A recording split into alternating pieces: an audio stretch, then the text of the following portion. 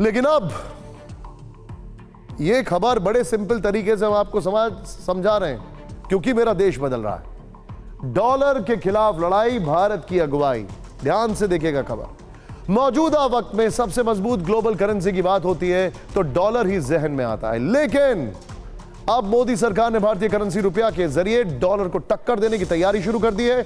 अमृतकाल में भारत इस उपलब्धि को हासिल कर सकता है। अमृतकाल में ही आज देश ने निर्यात में एक नया मुकाम हासिल किया। निर्यात का आंकड़ा रिकॉर्ड $750 बिलियन तक पहुंच गया है।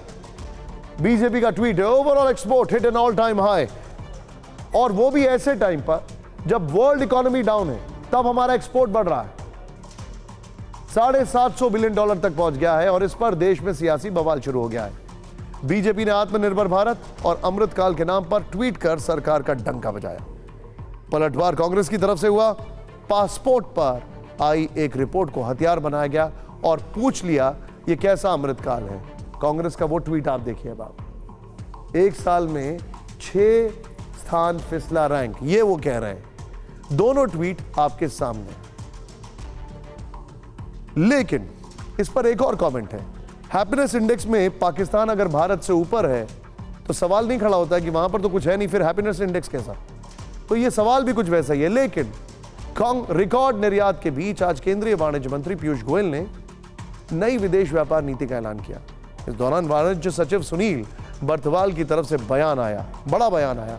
उन्होंने कहा कि जो देश अपनी मुद्रा के गिरने और डॉलर के चढ़ने की परेशानी झेल रहे हैं, हमने उन्हें रुपए में व्यापार करने के लिए आमंत्रित किया है। यानी करेंसी क्राइसिस झेल रहे देशों के साथ भारत रुपए में व्यापार करने को तैयार है। इस बयान के मायने अपने आप में बहुत बड़े हैं।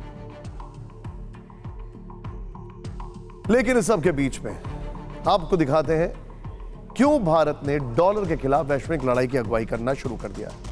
दुनिया के करीब 64 देश भारत के साथ रुपए में ट्रेड करने के लिए बातचीत कर रहे हैं। इनमें ध्यान से देखिए अब आप, जो मैं आपको दिखा रहा हूं, जर्मनी, ब्रिटेन, रूस, थोड़ा सा ऑर्डर चेंज हो गया, फिर इजराइल, सिंगापुर, न्यूजीलैंड, मलेशिया जैसे देश शामिल हैं।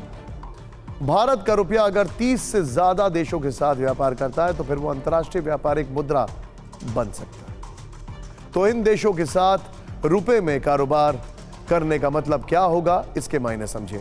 अब डॉलर को भारत से सीधी चुनौती मिलेगी। भारत डॉलर की बादशाहत ध्वस्त कर सकता है। डॉलर के खिलाफ वैश्विक लामबंदी की अगुवाई भारत कर सकता है। भारत के रुपए की ताकत कैसे बढ़ रही है उसका अंदाजा इससे भी हो जाता है कि कुछ दिन पहले भारतीय यूपीआई और सिंगापुर के पे नाउ को जोड़कर दोनों देशों के बीच क्रॉस बॉर्डर पेमेंट कनेक्टिविटी की शुरुआत हुई।